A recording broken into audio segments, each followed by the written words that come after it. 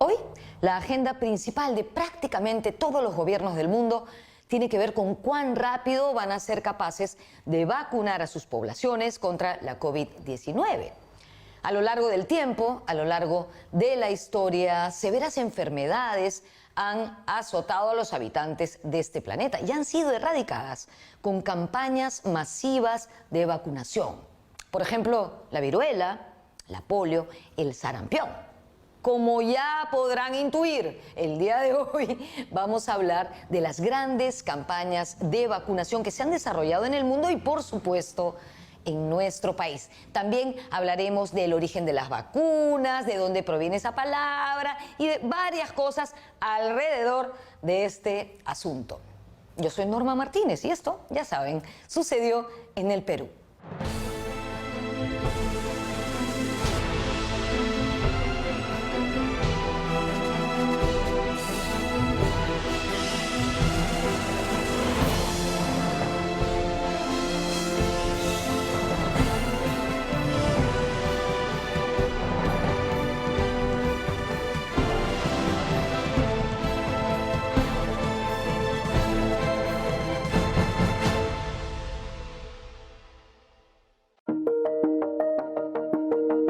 El término vacuna debería ser como perruna o gatuna, es decir, relativo a las vacas.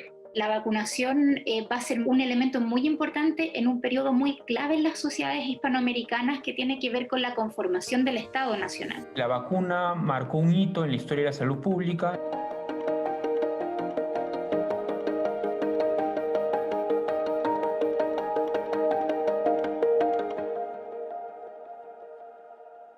Antes de hablar de las grandes vacunaciones que se han realizado en el Perú y el mundo, despejemos dudas de cómo funciona exactamente una vacuna.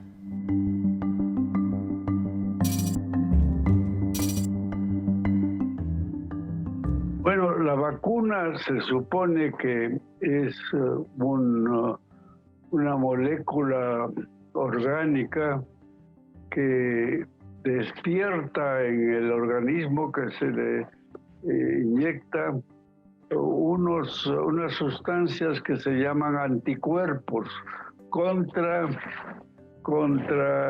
determinado germen o virus. Esos anticuerpos, cuando ese virus o esa bacteria penetra con el fin de reproducirse, y los anticuerpos capturan al virus o a la bacteria invasora y la neutralizan.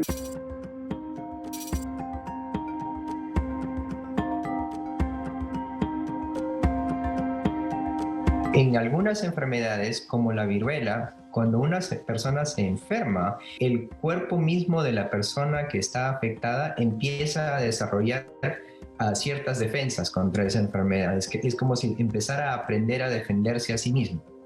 Y ese principio es lo que las vacunas tratan de maximizar, o sea, aumentar el potencial que tiene el cuerpo para protegerse a sí mismo. Y se puede inducir esa inmunidad de diferentes formas. Desde la antigüedad, el ser humano intentó encontrar una protección contra las enfermedades infecciosas que lo acechaban. Una de estas terribles enfermedades que azotó al mundo durante siglos fue la viruela. De hecho, existe un antiguo refrán que decía: no cuentes a tus hijos hasta que todos hayan tenido viruela. Imagínense el impacto. En América, junto con la gripe y el sarampión, la viruela aniquiló a millones de personas. Y cientos de años antes que apareciera la vacuna contra esta enfermedad, el ser humano trató de inmunizarse de alguna forma. En China, las mujeres casamenteras utilizaban un sistema de inmunización que era tomar el virus de personas que habían tenido la viruela e inocular con ellos a mujeres. ¿Por qué? Porque la viruela produce dos cosas. En primer lugar, la viruela puede producir la muerte, puede producir ceguera, pero a los sobrevivientes que digamos, les produce una deformación muy importante porque todas las pústulas que se resecan afean muchísimo la piel y sobre todo en las mujeres esto se consideraba un hecho fundamental porque las retiraba, podríamos decir así, del mercado matrimonial. Entonces, las primeras en hacer esta práctica eran en China, hacia el 1200. De allí se trasladó a Turquía, donde también se realizaba, sobre todo en los sectores más nobles, y de allí la llevó una mujer noble, ¿sí? A la corte europea, inglesa. Desde allí estamos hablando del siglo XVIII.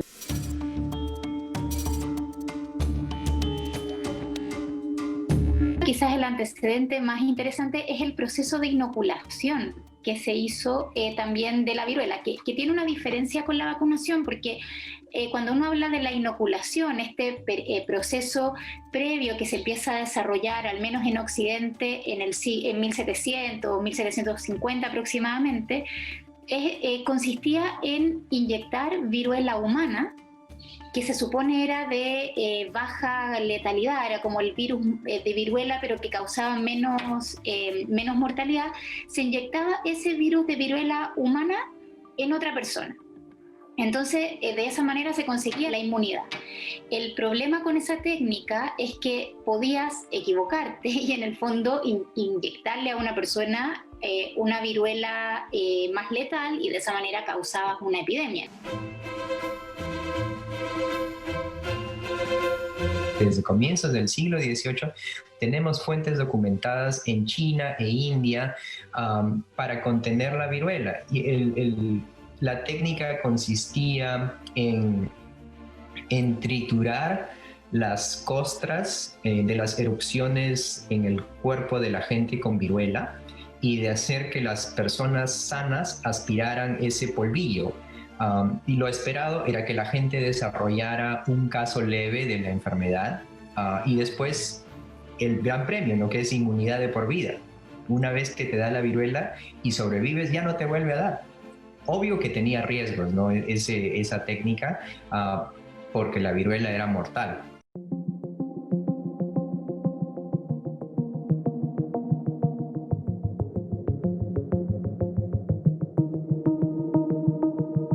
Ahora sí, vayamos a los orígenes de las vacunaciones en el mundo. Pero antes, vamos a ver de dónde proviene la palabra vacuna. El término vacuna viene de las vacas, porque históricamente las vacas tenían una viruela llamada viruela vacuna, que se produce hasta ahora, que se produce en las ubres de las vacas lecheras, y que esta viruela vacuna no mata al animal ni lo pone en peligro de su vida y de su fisiología. Y esas vacunas eran transmitidas a las campesinas ordeñadoras, que resultaban con unas úlceras en las manos y en los dedos por estar ordeñando. Y folclóricamente se dieron cuenta que esas mujeres así contagiadas eran buscadas para cuidar a enfermos con viruela. Y un médico rural se dio cuenta de eso y ahí hizo una experimentación y descubrió que efectivamente si a un niño que no había pasado absolutamente por ninguna de estas enfermedades, con una aguja le rascó la piel del hombro con la pus de una de las ordeñadoras que ha pasado a la historia. Su nombre es Sara Nermes. Entonces el niño en el brazo cerca del hombro, desarrolló una úlcera igual que la que tenía en la mano doña Sara, y después curó completamente, espontáneamente, la úlcera del niño. Y después de unos meses, este mismo médico Jenner le inyectó en los dos brazos pus de un enfermo que se estaba muriendo de viruela, y al niño no le pasó absolutamente nada. Y se sabía también que a esas personas que desarrollaban esta viruela de vacas, que es lo que se llama cowpox, luego no les daba la otra viruela, la viruela humana. Entonces lo que hace Jenner es demostrar a través de práctica científica que si tú inyectas entonces ese cowpox, esa viruela de vacas, a una persona, luego esa persona queda inmune contra la viruela. Entonces, eso es. Ahora, luego se empezó a usar también incluso viruela que daban los caballos, el horsepox. Entonces, hay ahí un tema también que tiene que ver con esta enfermedad que no solo le da a los humanos, sino también a los animales, y de esa manera se comienza la vacunación.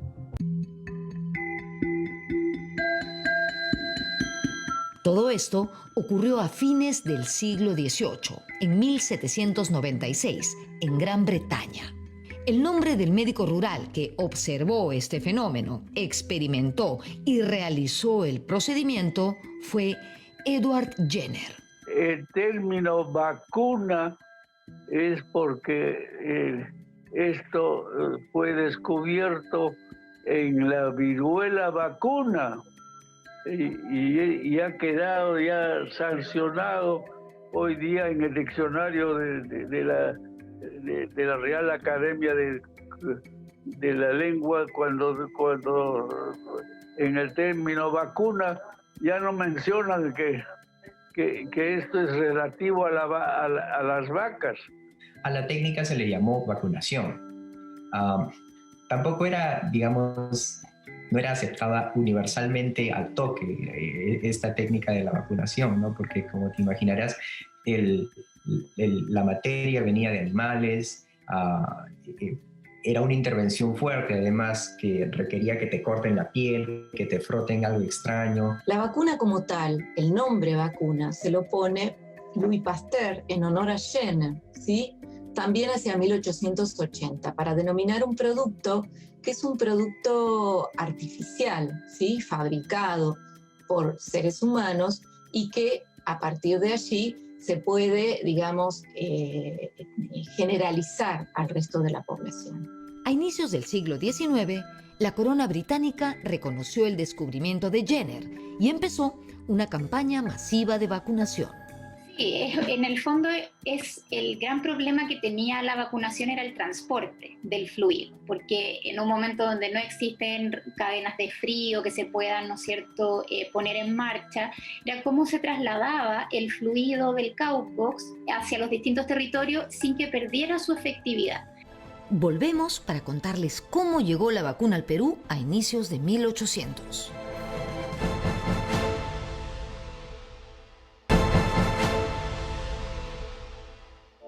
En 1802, el rey Carlos IV de España, quien había tenido una hija que se salvó de morir de milagro de la viruela, pero que aquí entre nos dicen que quedó con la cara bastante desfigurada, organizó la Real Expedición Filantrópica de la Vacuna.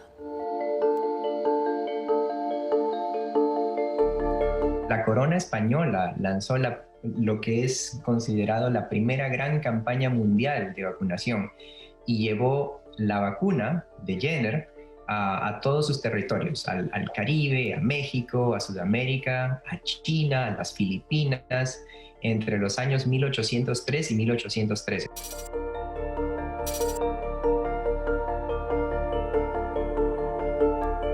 La corona española, queriendo imitar el ejemplo de la corona británica, organizó una expedición para llevar la vacuna por todo su imperio. Entonces se organiza la Real Expedición Filantrópica de la Vacuna, que al Perú llega en 1806, Los vacunadores tuvieron que sortear toda una serie de retos. La geografía peruana, la falta de caminos, no había tampoco técnicas de refrigeración como existen en la actualidad. Para sortear este problema, lo que hicieron fue usar niños expósitos, niños huérfanos, que se usaron como medios de refrigeración. Es decir, a un niño se le inoculaba la vacuna, se mantenía fresca en su cuerpo por unos 12 días, luego se le extraía y se inoculaba a otro niño. Ese fue el método que utilizaron para llevar el fluido vacuno de forma fresca hasta Lima, ¿no? Y luego empezó la campaña de vacunación masiva de brazo a brazo por todo el virreinato del Perú. Los embarcaron y vacunaron a uno, y en el barco, a medida que la vacuna se iba ya cicatrizando, vacunaban a otro y a otro y a otro hasta llegar a Sudamérica. Eran otros tiempos. Hoy sería impensable que para trasladar una vacuna de Europa a América o de cualquier lado a cualquier lado del planeta se utilizasen niños, por más vital y necesaria que fuera para toda la población. No se olviden, los hechos históricos siempre hay que analizarlos en su contexto, de acuerdo al momento y la cultura de la época.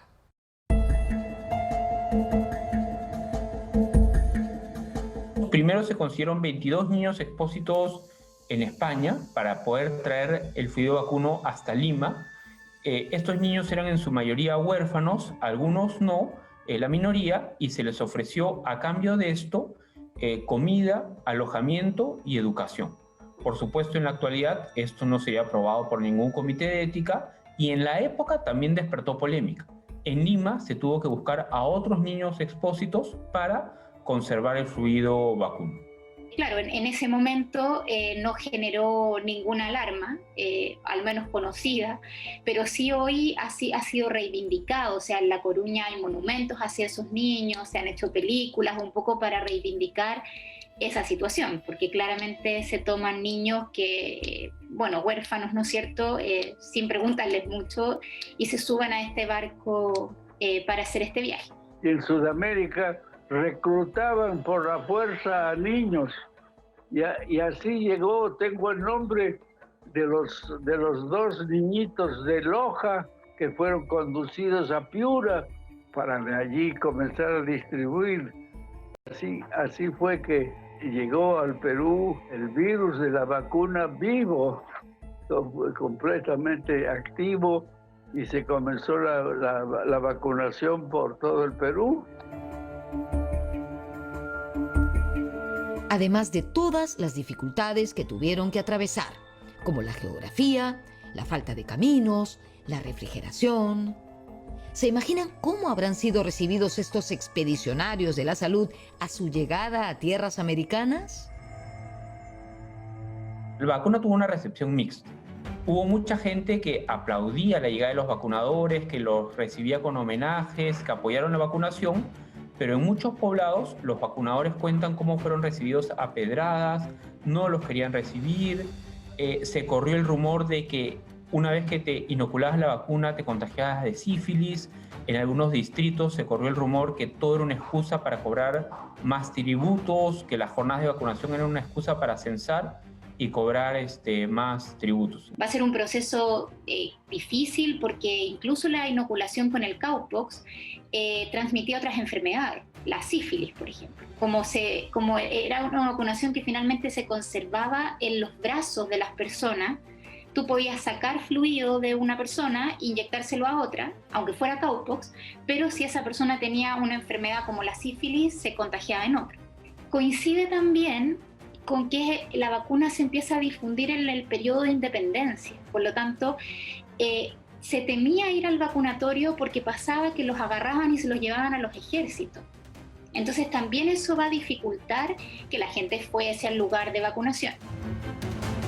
A fines del siglo XIX, empezaron a utilizarse herramientas más avanzadas para el tratamiento de las vacunas. Va a ser un proceso largo hasta que también se empieza a usar esta vacuna del cowpox, pero ya tratada en laboratorio, con glicerina, entonces así como que se evitaba el contagio de otras enfermedades que contenía ese fluido. Y al menos para el caso chileno, en 1887 se empieza a usar esta vacuna ya que se llama una vacuna glicerinada, en el fondo una vacuna que se elabora en un laboratorio, ¿no es cierto?, con algún tratamiento que se hacía básicamente para que ese fluido dejase de tener o contener otras enfermedades que se traspasaban a la población. Al frente de la Real Expedición Filantrópica de la Vacuna se encontraba el médico Francisco Javier Balmis, acompañado de José Salvani. La expedición llega muy consolidada, sobre todo a territorios como Puerto Rico, Cuba, México. Se dan cuenta que en América ya está la vacuna. En el fondo, y eso es súper importante, en América la vacuna llega antes que la expedición que manda el rey. Por ejemplo, cuando la expedición de Balmis llegó con la vacuna a Puerto Rico, ellos ya tenían la vacuna. Entonces no le dan mucha importancia a la expedición y se genera un problema importante entre las autoridades coloniales de Puerto Rico y el director de la expedición, que era Balmis. Y la expedición, bueno, sufre conflictos, problemas en todos estos territorios y se separa. Unos van a algunos territorios más del norte y una parte de la expedición se supone que tenía como objetivo bajar hacia los territorios del sur. En el caso de Argentina, bueno, lo que hoy es Argentina, Perú, Chile, cuando llegan, todos estos territorios ya tenían la vacuna. Entonces Manuel Julián Grajales, que era el miembro de la expedición, dice, bueno, en Lima ya hay vacuna, y manda una carta a Santiago, al gobernador en ese momento, y les pregunta, ¿y ustedes también tienen vacuna? Entonces le responden, sí, aquí también hay vacuna. Ya había un cirujano en el Callao, un tipo que se llamaba Pedro Belomo, que ya había vacunado a personas antes de la llegada de Balmis, y muchas autoridades en Lima, incluyendo el mismo virrey, que era el marqués Gabriel de Avilés, confiaban más en la técnica local y en el tipo local, en Pedro Belomo, que era español, pero lo consideraban como muy suyo. Confiaban más en eso que en este extraño, ¿no?, que venía con la expedición real y todos los barcos.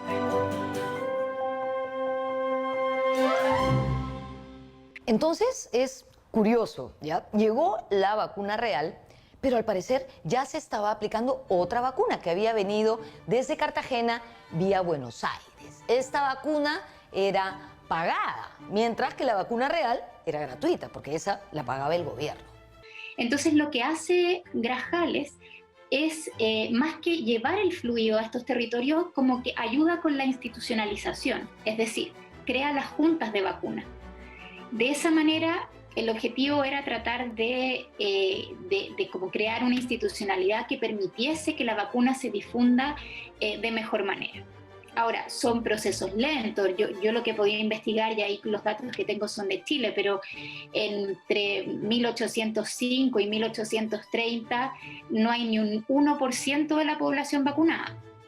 Entonces, más que por el número de población, lo interesante, eso sí, es que el fluido no se pierde, que igual se mantiene la cadena de vacunación.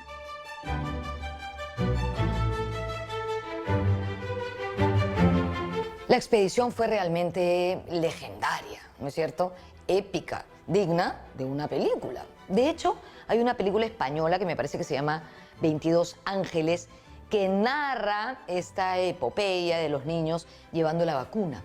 Uno de los directores de esta expedición era el doctor José Salvani, gran personaje también, porque se enfermó de tuberculosis, llegó a perder un ojo y finalmente murió en Bolivia. Todo un héroe al servicio de la humanidad. Murió súbitamente, probablemente por un infarto cardíaco o cerebral.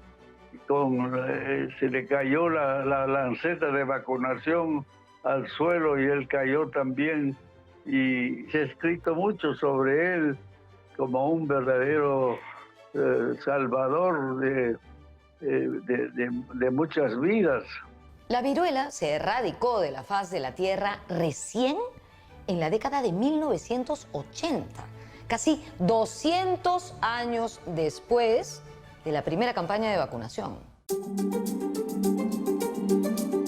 Muchos años después de la expedición real, otra organización con presencia mundial lanzó otra campaña global contra la viruela. O sea, ya no era el Imperio Español, sino la Organización Mundial de la Salud. La campaña global contra la viruela arrancó en 1966 y acabó en 1980. Y desde ese año la viruela fue erradicada del planeta. Ya no hay más. Hay cosas que fueron distintas en esa campaña, claro, ¿no? Sobre todo la técnica de la vacunación, porque ya ahora se daban inyecciones en el brazo en vez de hacer cortes en la piel. Ya no se usaba niños para incubar la vacuna, sino que se la refrigeraba. Con esa campaña, igual que con la campaña del Imperio Español, lo que quedó claro es que masificar la vacunación necesitaba un despliegue logístico que era bien sofisticado técnicamente. No era barato tampoco hacer algo así y requería mucho conocimiento de campo. Regresamos con la historia de la vacuna contra la poliomielitis.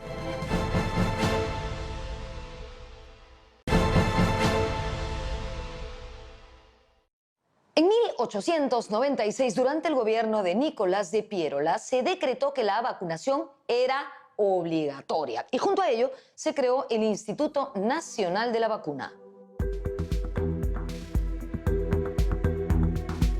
Es un momento clave para la salud porque es un momento en que el Estado empieza a intervenir más. Hasta fines del siglo XIX, el Estado casi no intervenía en salud. Eran los párrocos, eran las municipalidades, las sociedades de beneficencia.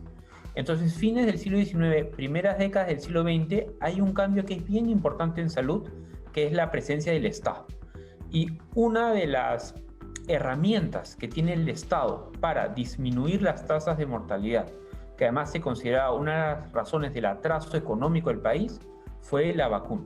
Entonces se creó el Instituto Nacional de la Vacuna, empezaron las campañas masivas, se crearon los cargos de vacunadores, se promovió que en cada hospital, en cada municipalidad hubiera espacios para la refrigeración de las vacunas.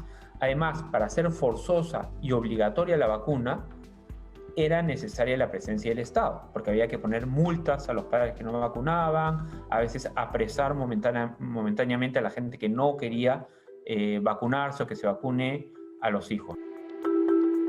La vacunación forzosa también despertó movimientos de rechazo. Surgieron también movimientos antivacuna que señalaban que no estaban de acuerdo con la idea que el Estado debía decirle a los padres qué hacer con sus hijos. A lo largo del siglo XX, los movimientos antivacunas fueron decreciendo. A medida que se hacían más campañas de vacunación, que la tasa de mortalidad por las enfermedades infecciosas como la sarampión, la viruela, la polio fueron disminuyendo, y a medida que el Estado fue haciendo más campañas de información, logrando que participen escolares, maestros, párrocos, es decir, que la misma sociedad civil sea parte de las campañas de vacunación. Es en esta época, inicios del siglo XX, que se empezaron a crear instituciones que buscaron acercar la salud pública a la ciudadanía.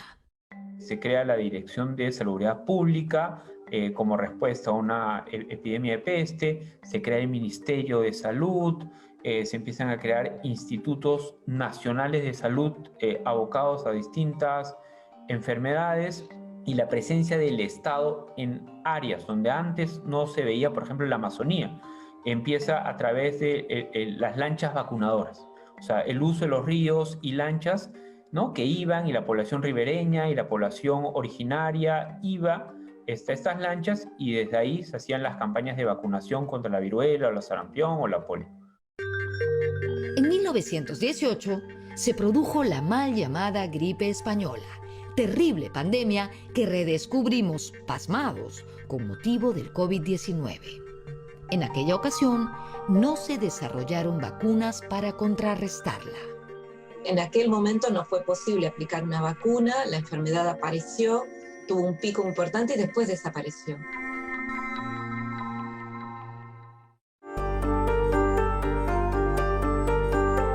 Franklin Roosevelt, quien fuera presidente de los Estados Unidos entre 1933 y 1945, año en que murió, fue diagnosticado de poliomielitis antes de cumplir 40 años, en 1921. Roosevelt se comprometió con la investigación para erradicar el azote de esta enfermedad de la Tierra. En 1952, Estados Unidos tuvo el peor brote de poliomielitis. Causó 3.000 muertos y más de 20.000 parálisis.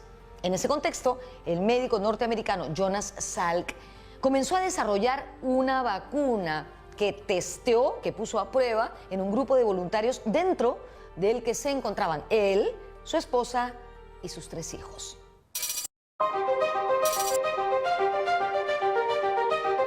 El doctor Jonas Salk comenzó a trabajar desde el mandato de Roosevelt. Por eso el gobierno norteamericano se eligió el 12 de abril del 55 para dar el anuncio por un tema de que el 12 de abril del 45, 10 años antes, falleció uno de los impulsores más grandes para el desarrollo de fármacos, de vacunas, que es el presidente Franklin Roosevelt. Él tuvo poliomielitis, él fue 4 veces presidente de Estados Unidos y él incluso fue el impulsor para crear la Fundación Nacional para la Parálisis Infantil de los Estados Unidos. Hay una marcha que es la marcha de los 10 centavos, que la gente podía donar de 10 centavos de dólar para que se pueda llegar a la meta, ¿no? A una meta que en ese momento era importante porque no había una cura, no había un tratamiento, no había forma de combatir, por decirlo así, la poliomielitis, ¿no? Entonces, al ser Estados Unidos uno de los países más afectados con esta enfermedad, se le dio bastante importancia, ¿no?, al desarrollo de tratamientos y vacunas. Fue un caso icónico. Él logró que la sociedad civil despierte, él logró que se generara mucho apoyo en la sociedad norteamericana para luchar contra la polio. Además, que era una enfermedad que afectaba sobre todo a niños, que los dejaba paralíticos. Entonces, todo eso movió a la sociedad norteamericana y empezaron estas colectas masivas en Estados Unidos, se consiguió mucho dinero y ese dinero permitió que en los 50 se desarrollara la primera vacuna contra la polio, ¿no?, a cargo de Jonas Salk. Apenas se anunció la vacuna de Salk, también se iniciaron las vacunaciones de manera muy rápida, casi como ahora. Y así como ahora, hubo muchos que se mostraron reacios a la vacuna. Se anuncia la eficacia de esta vacuna y rápidamente se comienza a inocular a los niños, que eran los más perjudicados en ese momento, pero los adolescentes estadounidenses iban poco a los centros de vacunación. Solamente el 10% se había inmunizado con esta vacuna de Salk. Lo que hizo la Fundación Nacional para la Parálisis Infantil de Estados Unidos fue en 1956 poner una cara a un personaje conocido inyectándose la vacuna. En este caso fue un joven Elvis Presley. Elvis Presley, hay una imagen incluso en internet donde sale Elvis Presley durante un ensayo en la CBS, que se está inoculando, se está poniendo la vacuna, ¿no? Y es algo increíble porque eso motivó a que los adolescentes que lo seguían vayan a los centros de vacunación. Y además de iniciarse las vacunaciones en los Estados Unidos, se empezaron a distribuir las vacunas en todo el mundo. El Estado norteamericano se dio la patente y la fabricación a riesgo a 6 empresas farmacéuticas. Como dato adicional, podría decirte que dentro de esas empresas farmacéuticas se encuentra Pfizer, Merck y Park Davis. Luego del anuncio, al día siguiente se comenzó a distribuir las dosis por avión, por ferrocarril y por todos los medios a los diferentes estados del país, ¿no? Ya que no se imaginan, la vacuna llegó al Perú en tiempo récord. Al día siguiente tenemos una entrevista que logró recoger El Comercio al director del Hogar Clínica San Juan de Dios, donde ellos estaban ya tramitando ante la Fundación Nacional de la Parálisis Infantil de los Estados Unidos unas dosis para atender a los niños que tenían esa enfermedad o que podían ser potencialmente infectados con esta enfermedad. Ellos estaban tratando a más de 900 niños acá en el Perú. Fue así que el 12 de abril de 1955 se anunció la vacuna en los Estados Unidos y en menos de un mes, el 3 de mayo del mismo año, ya se estaban vacunando los primeros niños en el Perú.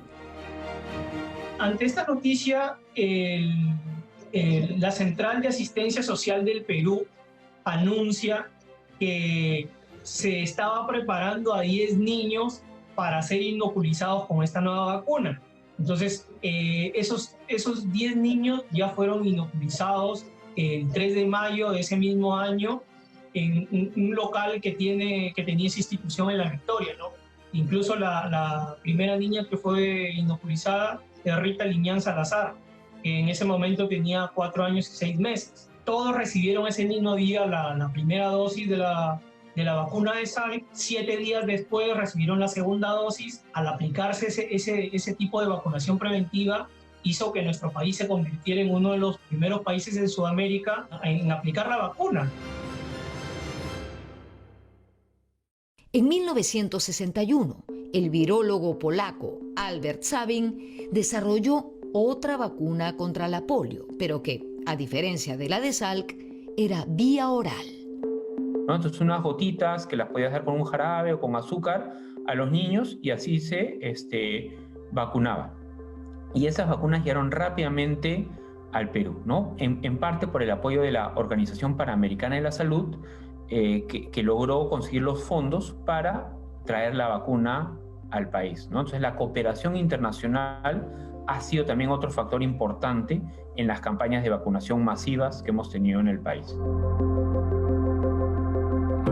De esta manera, en 1966 se inició una campaña masiva de vacunación a nivel nacional contra la poliomielitis en el Perú. En noviembre del 66 se dio la primera vacunación, pero se dio a nivel de Lima. La campaña nacional comenzó en septiembre de 1967. Acá en el Perú se logró inmunizar en un día a más de 1,5 millones de niños. La campaña acá en la capital se logró reunir a más de 3.000 personas entre doctores, enfermeras, auxiliares. Hubo apoyo de la Cruz Roja, hubo apoyo de estudiantes de enfermería. Entonces, esto logró que en un día se inoculizara a más de 300.000 niños solamente acá en Lima. Se instalaron más de 800 puestos para vacunar, ¿no? En provincia se realizó un poco distinto, porque en algunas localidades de Piura y Tumbes se fue casa por casa inoculizando, se pusieron puestos de vacunación en carreteras. El Club Rotario fue una de las instituciones que logró más recursos y más apoyo de la sociedad para lograr la erradicación de la polio en el Perú. La erradicación de la polio en el Perú, que se dio en 1991, último país en las Américas, pero un contexto difícil para el país por el terrorismo, el narcotráfico, la crisis económica. Las campañas fueron grandes, año a año, se fueron vacunando a cada vez más niños, hasta septiembre del 91, que fue donde se presentó el último caso de poliomielitis en el Perú. Por eso, 3 años después, nos entregaron un certificado de no circulación del poliovirus salvaje acá en nuestro país. Quédese con nosotros porque regresamos con el final del programa.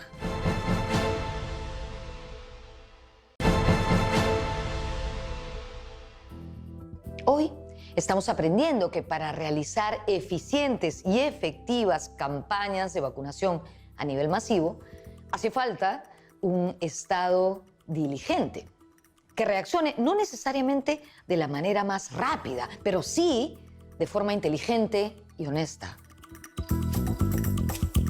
Una vez que se demostró lo valioso y lo factible que era vacunar contra la viruela, la OMS creó un programa ampliado de vacunas, que ya no solamente era contra la viruela, sino que incluía un montón de otras enfermedades, la difteria, la tos convulsiva, el sarampión, la tuberculosis, la polio, el tétano en el año 74.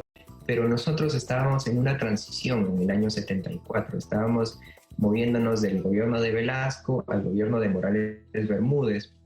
Entonces nos tomó un par de años comprometernos con la meta del programa ampliado, que la meta de ellos era vacunar a todo niño al año 1990. Pero, sin embargo, a pesar de todo eso, nuestro sistema de salud pública seguía siendo muy pobre, muy ineficiente como para cumplir con esa meta, ¿no? de vacunar a todos al 90. Pero empezamos ya en serio en el año 85, muy coordinados desde el Ministerio de Salud. Los comerciales de Ven a Van, Van es Vacunación Nacional, no solamente se daban las vacunas, sino que se hacía seguimiento a las personas que estaban infectadas y de su entorno familiar, por ejemplo, para llevar a cabo barridos en ciertos barrios, así casa por casa, veías vacunadoras yendo casa por casa para vacunar. Y el último caso de polio en las Américas se reportó en el Perú, en el año 91, y de ahí no hay más. Día a día, la ciencia avanza y además de la vacuna contra el COVID-19, se siguen desarrollando muchas otras. Un logro reciente, la vacuna contra el cáncer de cuello uterino en las mujeres, porque se ha comprobado que ese cáncer está producido por un contagio sexual de un virus, el papiloma virus humano, y hay una vacuna que previene y que a las niñas de 12, 13 años se les debe vacunar para prevenir ese cáncer futuro. Ese es un logro extraordinario de hace pocas décadas. El Perú tenía el triste privilegio de ser uno de los países más infestados por este papiloma virus humano, y el cáncer de cuello uterino era pues una cosa general, especialmente en las mujeres pobres. Desde la Real Expedición contra la Viruela hemos descubierto que siempre hubo personas reticentes a vacunarse. Y es normal, en ese entonces la ciencia recién comenzaba a dar sus primeros pasos, ¿no? Y la gente pues rechazaba la idea de meterse en el cuerpo un fluido que provenía de un animal. Hoy, de hecho, en pleno siglo XXI, todavía existen potentes movimientos antivacuna en distintos lugares del mundo.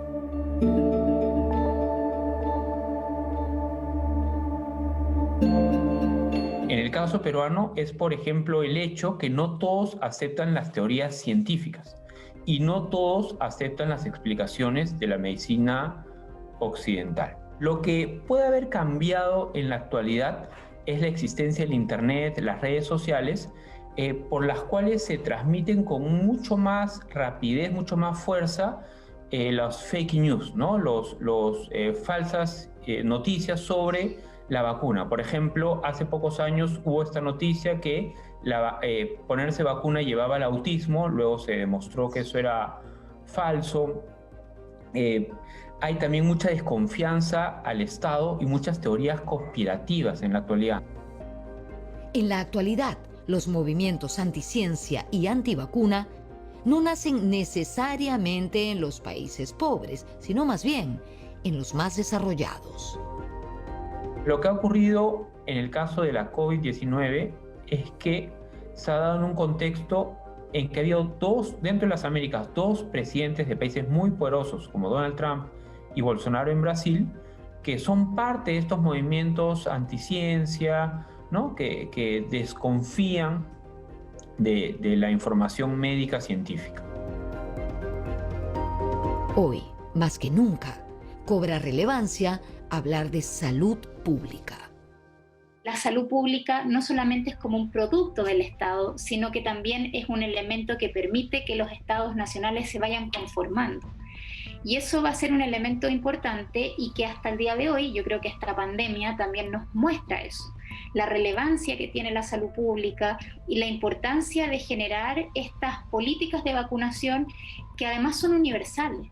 Porque a diferencia de otros tratamientos médicos, para que la vacuna funcione, tiene que ser universal. No puedes vacunar solo a un grupo exclusivo de la sociedad. Si yo no me cuido, si yo no me protejo, no puedo hacer mi labor asistencial, mi labor médica como tal, ¿no? Entonces ese es el objetivo final. Entonces, el mensaje que nosotros tratamos de llevar con todo el grupo fue ese, ¿no? Prediquemos con el ejemplo, porque esa es la única forma de transmitir a la población que coja la seguridad de que tenemos una herramienta, la vacuna, y que nos puede ayudar. No, posiblemente ninguna vacuna nos garantice 100% de prevención, pero al menos es una herramienta más para estar protegidos y seguir adelante. La vacunación es exitosa siempre y cuando sea universal, es decir, siempre y cuando se vacune a la mayor cantidad de gente. Necesitas que el 80 o el 90% de la población esté vacunada para lograr el control. Entonces, en el caso de la viruela es interesante cuando uno lee los discursos de la época, porque siempre está clara esa idea. O sea, necesitamos que esta vacuna sea universal. Entonces, nunca se hacen distinciones sociales de quién se vacuna y quién no. Siempre está el objetivo de vacunarlos a todos. Y de esa manera, con el tiempo y por supuesto con los avances que va permitiendo también el desarrollo de la medicina, se consigue llegar a una erradicación completa de la enfermedad.